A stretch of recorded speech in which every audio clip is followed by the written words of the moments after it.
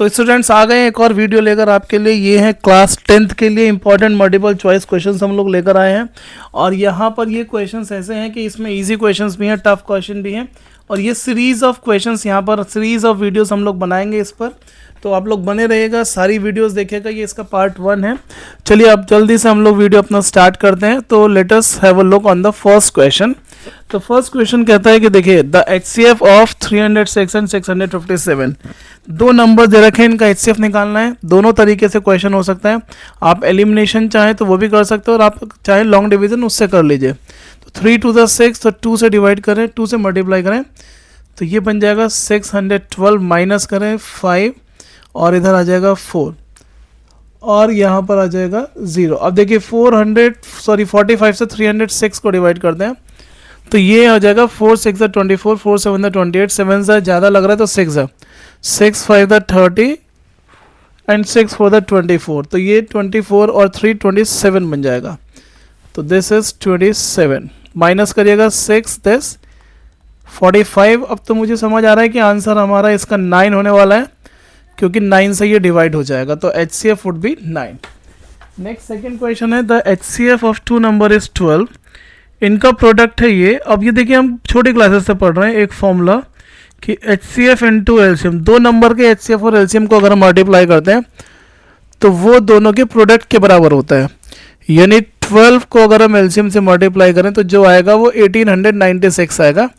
या फिर मैं ऐसे कह दूं कि आप इसको सीधे सीधे डिवाइड कर दीजिए and check how much are you getting.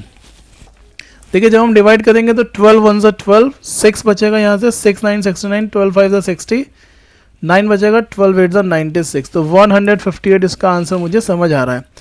Next question करते हैं the number of zeros of the polynomial shown in a graph touching x axis at 2 point. अब देखिए यहाँ पर बड़ा सिंपल सा क्वेश्चन है। इस क्वेश्चन को एक बार फिर से रीड कर लेते हैं। The number of zeros of a polynomial, of any polynomial या of the polynomial, the number of zeros of the polynomial shown in a graph touching x axis at 2 point। देखिए समझिएगा वीडियो को, question को। उसने कहा कि दो point पर, जैसे कि ये ऐसा ग्राफ दिया हुआ है किसी पॉलिनोमियल का जो दो पॉइंट पर एक्स एक्सिस को टच कर रहा है। हमने पढ़ा है कि जितने पॉइंट पर कोई भी ग्राफ एक्स एक्सिस को टच करेगा, किसी भी फंक्शन का ग्राफ, उस फंक्शन के उतने ही जीरोज होते हैं। जितने पॉइंट पर कोई भी ग्राफ एक्स एक्सिस को कट करेगा उस फंक्शन के उतने ही जीरो होंगे। तो यहाँ पर इसका आंसर बन जाएगा 2 zeros। थोड़ा सा और आगे चलते हैं। The pair of equations x minus Y and 2x minus 2y, x minus Y is equals to 3 and 2x minus 2y is equals to 6। देखिए अगर इक्वेशन देखें तो क्वेश्चन आपको यहीं से समझ आ जाना चाहिए, ये दोनों सेम ही इक्वेशन है। अगर आप इस इक्वेशन को डिवाइड बाय 2 कर दोगे तो आपको x minus Y equal to 3 मिलेगा। लेकिन अगर आप चाहें तो इसको a1/a2 एंड b1/b2 से भी सॉल्व किया जा सकता है। आपको कुछ नहीं करना है, आप सिंपल यहाँ पर a1/a2 करिएगा, b1/b2 करिएगा और सॉल्व करिएगा। a1/a2 मतलब इसका कोफिशिएंट 1/2, इधर y का कोफिशिएंट है 1 और ये 2, तो -1/-2, और ये भी 1/2। इसको अगर इधर ले आएंगे तो -1/2, -1/-2।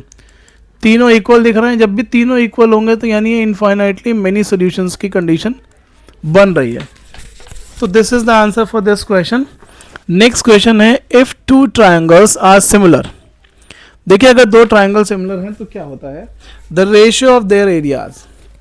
यहाँ पर आप समझ लीजिए कि अगर दो ट्रायंगल सिमिलर होते हैं तो दोनों चीज़ें मैं आपको बताता हूँ, एक पेरीमीटर और एक एरिया।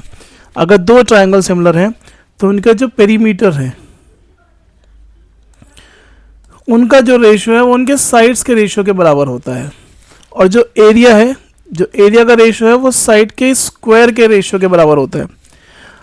मैं रिपीट कर रहा हूँ, एक बार ध्यान से समझिएगा इस बात को। अगर दो ट्रायंगल सिमिलर हैं तो उनका रेशियो, यानी उनकी साइड्स का रेशियो या उनके एरिया का रेशियो या पेरीमीटर का रेशियो, वो कुछ भी पूछ सकता है आपसे।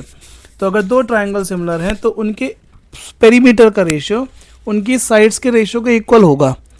इसी तरह से अगर दो ट्रायंगल सिमिलर हैं तो उनके एरिया का रेशियो उनके साइड्स के स्क्वायर के रेशियो के बराबर होगा।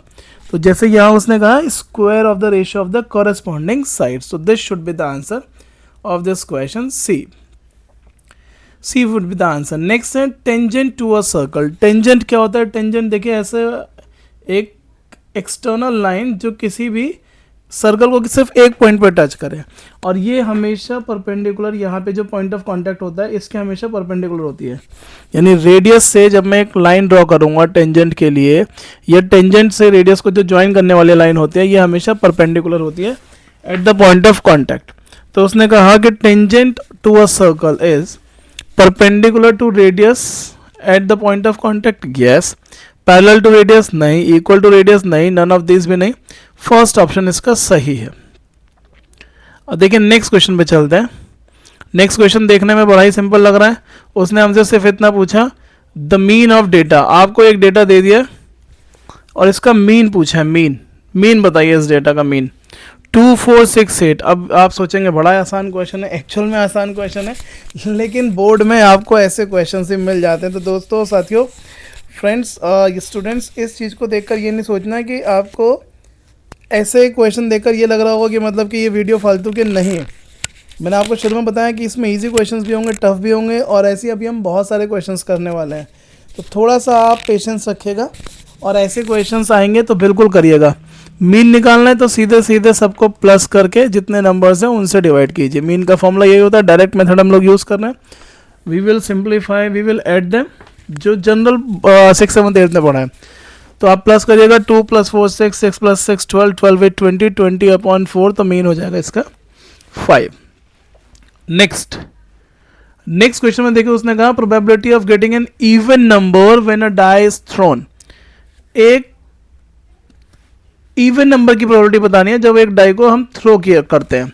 तो देखिए डाई को आप थ्रो करेंगे तो उसमें क्या पॉसिबिलिटीज हैं, 1 2 3 4 5 6। इवन नंबर कौन कौन से यहाँ पर, उनको सर्कल करते हैं जरा, 2 4 और 6। हमारे पास 3 इवन नंबर है यहाँ पर, अगर आप लोग ध्यान से देखें तो टोटल देखिए यहाँ पर प्रोबेबिलिटी क्या होती है, प्रोबेबिलिटी होती है कि number of favourable outcomes upon total number of outcomes. तो फेवरेबल आउटकम्स कौन कौन से हैं, 2 4 और 6। कितने हैं ये, 3, और अपॉन टोटल कितने हैं, 6 नंबर्स हैं। तो प्रोबेबिलिटी बनी 3/6 यानी 1/2। ये इसका आंसर हो गया। इसी तरीके से नेक्स्ट क्वेश्चन है। Next question is again very simple. Euclid division lemma is used to find. Euclid division lemma को क्या फाइंड करने के लिए हम यूज करते हैं, एलसीएम, प्राइम फैक्टर, एचसीएफ या जीरोस। तो definitely the answer is HCF. हम लोग एचसीएफ फाइंड आउट करने के लिए यूक्लिड डिवीजन लेमा को यूज करते हैं। नेक्स्ट है HCF of 2 prime numbers is always. देखिए 2 अगर प्राइम नंबर होंगे, प्राइम नंबर जैसे आपने 2 3 ले लिए, या 2 5, या फिर 7 11, या 13 और 29, ऐसे नंबर्स का एचसीएफ लेंगे तो इनका एचसीएफ हमेशा 1 आएगा, क्योंकि इनका कोई कॉमन फैक्टर मिलेगा ही नहीं। और जब भी कॉमन फैक्टर नहीं मिलेगा तो हमें पता होना चाहिए कि इनका एचसीएफ केवल और केवल 1 होगा, इसके अलावा कुछ नहीं होगा। तो स्टूडेंट्स, ये हमारा फर्स्ट पार्ट था इस वीडियो का, यानी इस सीरीज़ का। आपको अभी बहुत सारी सीरीज पार्ट्स इसके मिलने वाले हैं। आप इन सारी वीडियोस को रेगुलरली विजिट करें, चेक करें, अपने फ्रेंड्स के साथ शेयर करें जो अभी 10th का एग्ज़ाम देने वाले हैं। ये आपके लिए बहुत इंपॉर्टेंट फील होगा आपको भी, और ये आपके लिए एक्चुअली बहुत इंपॉर्टेंट होने वाला है। तो प्लीज़ वीडियो को लाइक करें, शेयर करें, सब्सक्राइब करें। Thank you so much.